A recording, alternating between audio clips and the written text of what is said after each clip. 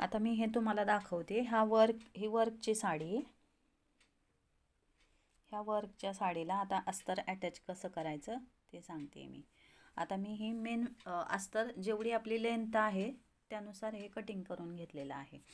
मग काय करायचं, हे कटिंग अस्तर कट केल्यानंतर, मेन फॅब्रिक कट केल्यानंतर हे अस्तर जेवढं आपल्याला कोणत्या लेंथपर्यंत घ्यायचं आहे किंवा शिलाई जिथं दिसणार नाही. आता आपण चॉकलेटी कलरचा ब्लाऊज शिवतोय म्हटल्यावर चॉकलेटी धागा मग इथं येतं आहे ते, मग तिथपर्यंत असं दुमडून घ्यायचं. आता ही पाहिजे आपल्या लेंथ, मेन फॅब्रिक आणि अस्तर हे बरोबर एकावर एक ठेवून मग जेवढं आपल्याला हे करायचं आहे, दुमडायचं आहे, बाहीची लेंथ हे करायची ह्याच्यापर्यंत तिथं खून करून घ्यायची.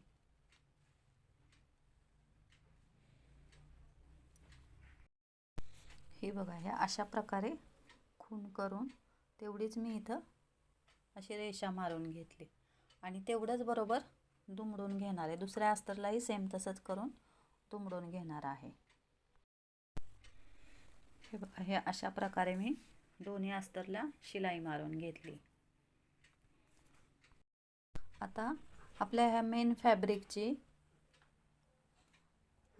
जे आहे ते उलटं ठेवायचं आहे, उलटी बाजू वर, आणि हे अस्तरची बाजू आतमध्ये टाकायची, म्हणजे जे दुमडलं आहे ते आतमध्ये टाकायचं. आणि आपल्याला आता एवढी लेंथ ह्या मापावर आपण टिक मार्क केलं की एवढी लेंथ आपल्याला, म्हणजे इथं शिलाई वगैरे काय दिसणार नाही, त्यासाठी बरोबर ह्याच्यावर ठेवून म्हणजे आपल्याला इथं आता शिलाई मारून घ्यायची. हे पहा, हे अशा प्रकारे जोडून घेतलं आहे. हे बघा, शिलाई सुद्धा वर दिसत नाही आहे. आणि ही आतली बाजू.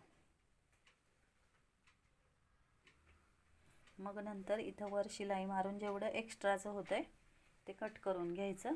मग आपल्याला जेवढी स्लीव्ज आपली लेंथ आहे तेवढी बरोबर प्रॉपर मिळून जाते.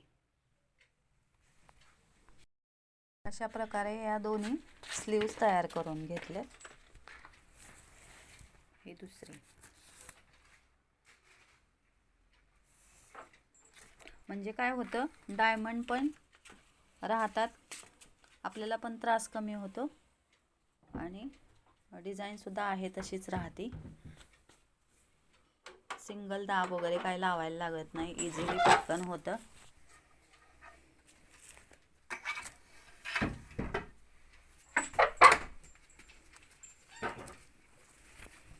कशी वाटली ट्रिक नक्की मला कमेंट करून सांगा.